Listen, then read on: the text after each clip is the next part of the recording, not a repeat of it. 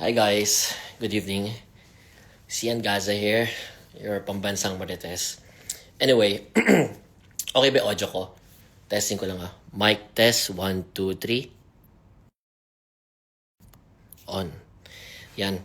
So, habang inintay natin yung iba na manood dito, siguro magkaroon lang ng alibay. Adlib. Sorry. Alibay no, sanay sa kaso eh. Adlib muna. Ito pa lang si Mars. Ito mag-adlib muna ako habang iniintay natin na manood yung iba kong mga followers at makasunod din dito. Ito pa lang si Mark Heras at Rainier Castillo. Inabutan niyo pa ba tong dalawang to? Ito, totohanan na lang tayo, no? I believe it was 20 years ago pa yata sa Starstruck. Tama ba? So, dun sa mga umabot, pag kilala niyo si Mark Heras at si Rainier Castillo ng Starstruck, alam niyo na ibig sabihin yan, na masyonda na kayo. Definitely. Mga Gen Z, di nila kilala yan. Ito na nga ang Chismis Mars. Before pa tayo dun sa main event natin about former President Rodrigo Duterte, no? Adlib lang muna to. Ito na nga ang Chismis. Nintay pa natin iba eh. Ito pa lang si Mark Heras. Merong, ano bang matatawag doon? Sugar friend? I don't know. Si Jojo Mendres, na isang singer na rich na negosyante. Alam mo na, may datong.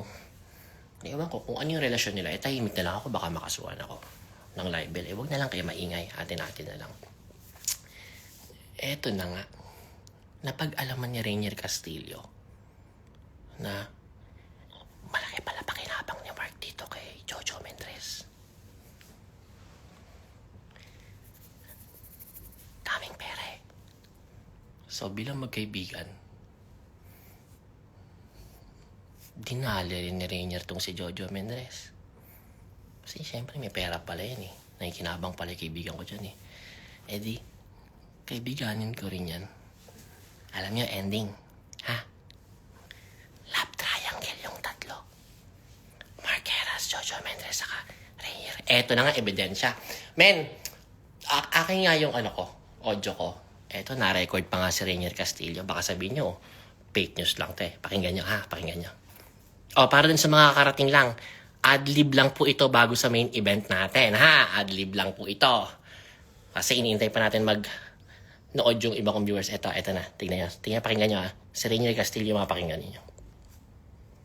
Kasi may pagbabasa. Ayan. Mabilis ako makakamove on kay Mark kasi mabuting tao si Rain. Nako, hindi ko, syempre nakakataba siya ng puso. Kaya lang, as much as possible, ayokong maramdaman ni Mark na nasasagasaan ko siya. Ayoko magkaroon ng issue na parang siya dapat yung nasa kalagayan ko ngayon. Thank you, man. Boses yun ni Rainier. Na parang, alam mo na, sinusulot niya si Jojo Mendres kay Mark. So parang, nagpapaka good man pa siya, no? Pero, Diyos ko, magkaibigan yung dalawang yan. Tapos isa yung kanilang friend. Damn! Chismis yan, ha? Eto na. Marami rin viewers, 23,000. Pwede na ba yun? Sige. Eto na, guys. Narinig naman ba ako? Okay naman, Well, this Instagram live, basically, is all about, ikukwento ko or ichichika ko sa inyong lahat kung paano ba talaga nangyari behind the scenes yung pagkaka-set up ng pag-aresto kay former President Rodrigo Duterte. Lahat ng sasabihin ko are not based on facts. Ulitin ko. Kung gagamitin man to any case, to any court mga hearing sa korte, or kahit saang kaso, ito pong babanggitin ko sa inyo with this full live video ay hindi base sa katotohanan. Lahat pong ito ay base lamang sa hearsays, chismis, na hindi kumpirmado at walang maayos na source. Kumbaga, nakikipagkwentuhan lang po ako dito. Wala po itong any political agenda. Wala po itong kinakampihan na kahit sinong partido, na kahit sinong politiko. Ako po ay chichika lamang. Base sa aking nalaman na chismis sa kinagibihang yon at sa mismong araw na yon. So ulitin ko po. Lahat po ng maririnig dito ngayon ay purong chismis lamang at hindi base sa kahit anong katotohanan. Dahil unang-una po sa lahat, ako po ay hindi journalist. Hindi po ako news agency. Ako po ay isang dakilang chismoso lamang na nagbibigay ng komentaryo sa mga bagay-bagay at mga issue sa bansang Pilipinas. At ngayon po ay meron ako mga narinig na bagay-bagay na gusto ko lamang ibahagi sa inyong lahat. First, yung paglipad ni former President Rodrigo Duterte to Hong Kong ay matagal nang nakaplano at all. Long planned, tagal na siyang scheduled. So, definitely, yung paglipad niya from Davao, tama ba? Davao to Manila to Hong Kong ay walang kinalaman sa ICC warrant. In short, matagal nang nakaplano yung, campaign ba nila yun? Event ba yun? Or whatsoever, chuba chuchu ek sa Hong Kong? Matagal na yung nakaplano. Para sabihin o bigyan ng kulay na kaya siya pumunta sa Hong Kong para takasan yung ICC warrant is definitely not true. Mas paniniwalaan ko pa yung chismis na yung pag-aresto sa kanya ang nag-adjust sa Hong Kong.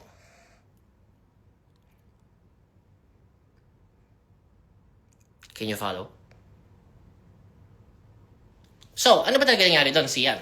So, based sa chismis na narinig ko, punta sila ng Hong Kong. Walang nakakaalam nung ICC warrant. Meron lang isang source na tsumika sa Duterte team na may posibilidad na meron ng nakahain na ICC warrant. Yung source na yun ay galing sa kanyang group of lawyers. Stating na, I don't know how they call themselves. Sige, on my own words na lang, President Duterte, may posibilidad na paglabas mo ng Hong Kong is mag-i-issue bigla sa'yo ng ICC warrant.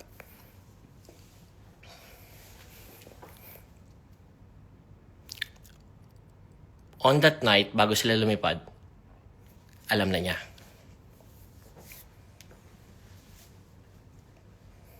So, technically speaking, it will be very strategic na lumabas siya ng bansa. Kumbaga parang ganito yun eh. Okay, meron tayong planong paglipad sa Hong Kong, meron tayong event sa Hong Kong. Sabi mo, meron akong warrant.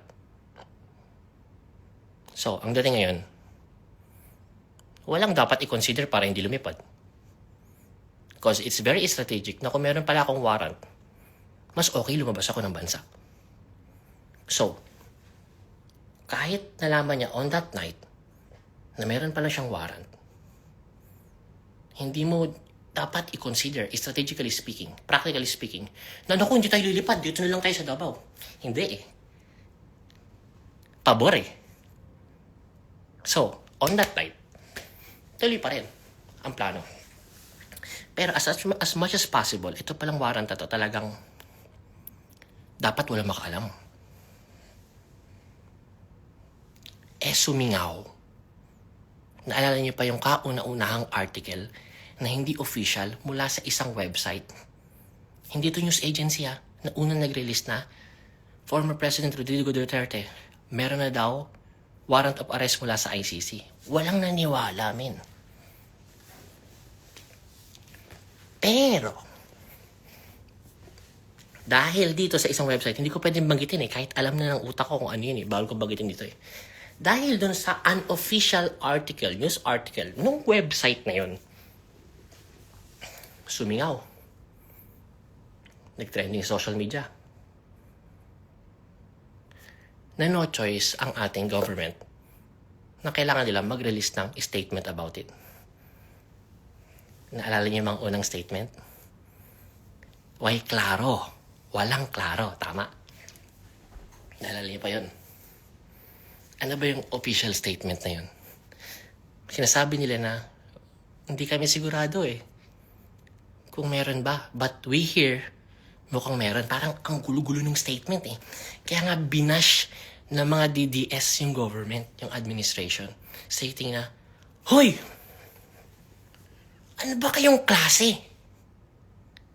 Gobyerno ba talaga kayo? Di ba binash-bash sila Na bakit kayo magbibigay? Bakit nyo sasabihin sa official statement na rinig-rinig nyo lang, hearsays nyo lang? Blah, blah, blah, blah, blah, blah, blah, blah, blah. Naalala nyo pa yon on that very day. Tapos pinagbabasir sila, ba kayo? Pag kayo, hindi kayo maayos mag-function. Hindi kayo naglalabas ng official statement without you knowing it. Na yun pala talaga yung ginagawa nila. They're intentionally doing it. Not confirming, not denying.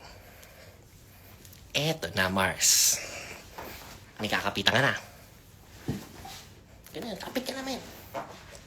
Dapat kapit na kapit ka dito. Alam mo, natatainga ako sa totoo lang Kaya medyo wala ako sa mood. Wala pa ako sa mood dito Hindi pa okay yung mood ko ngayon kasi kanina pa ako nadjejebs. Pero dahil meron akong responsibilidad, obligation sa mga marites ng Pilipinas, kagaya ninyo dito. So, pinipilit ko lang na ayusin tong kwento to. Kumapit ka na, Mars. Eto na.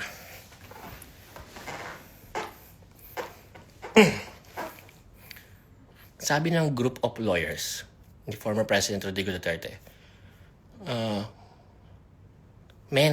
hindi ko alam kung ano tawagan nila. Siyempre, di ko na yun sure. Bro, ano ba? Tay, I don't know. Bottom line, they're stating, hindi safe bumalik sa Pilipinas. Mauutak yung mga yan The fact na merong sumisingaw na balita, okay, na meron kang ICC warrant, tatandaan nyo, pag may usok, may apoy. Tama. So, nanghalap ng impormasyon yung mga group of lawyers. Legit pa talaga yung warrant? Legit pa talaga? Wala sila makuha confirmation Pero ang pinopoint out nila, kung merong usok, may apoy, at hindi ka safe umuwi ngayon, eto na ang plot twist.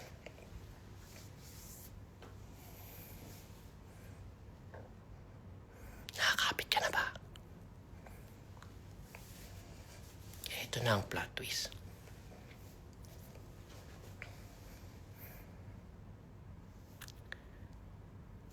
May nakialam na anak.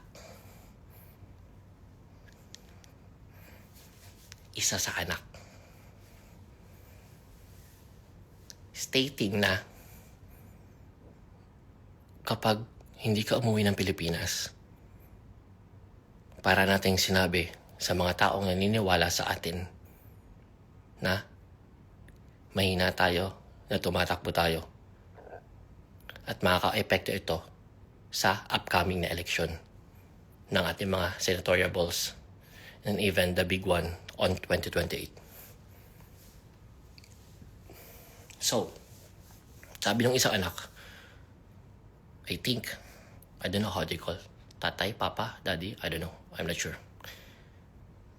I think, kailangan mong bumalik sa Pilipinas to show all of them na hindi tayo basta-basta tumatakbo. Pero, sabi niya,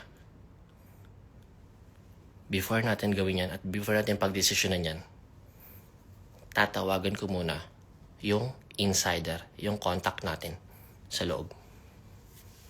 May tanim sila, definitely. Ito na ang plot twist over plot twist.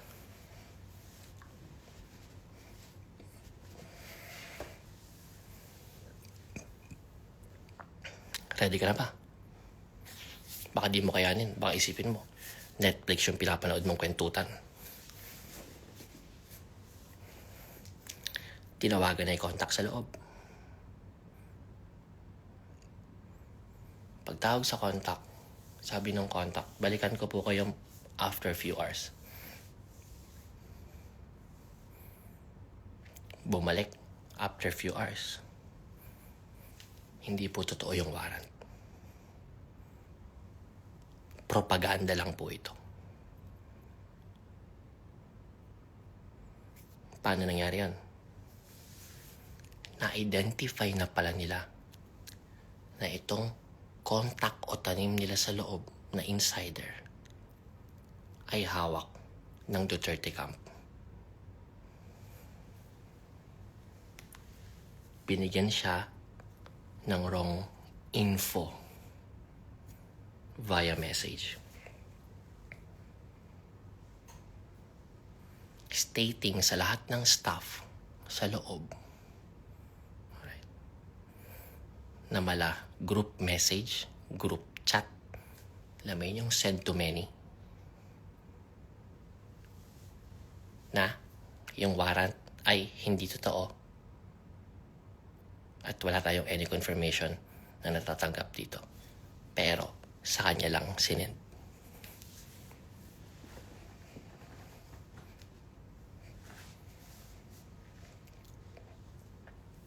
Kasi alam na magre-report siya sa kabila. Pagbanat ngayon na fake lang po yan, hindi yan totoo. Kasi talagang trusted to sa loob eh. Nag-book agad sila ng flight para kinabukasan. Sabay announce sa lahat na Tatay Digong uuwi bukas, lalapag alas 9, bla bla bla.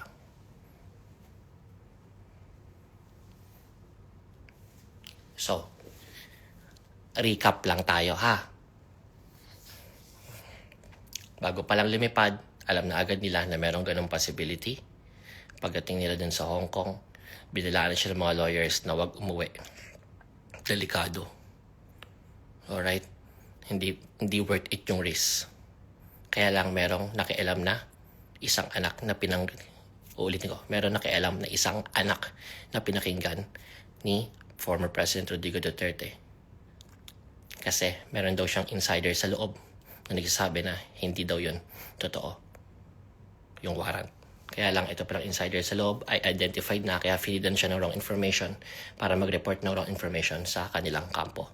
Kaya napilitan siyang umuwi. Then boom, the rest is history. You know what's the funny with this thing is everything is by the book. You know, everything is by the book. Technically speaking, you know,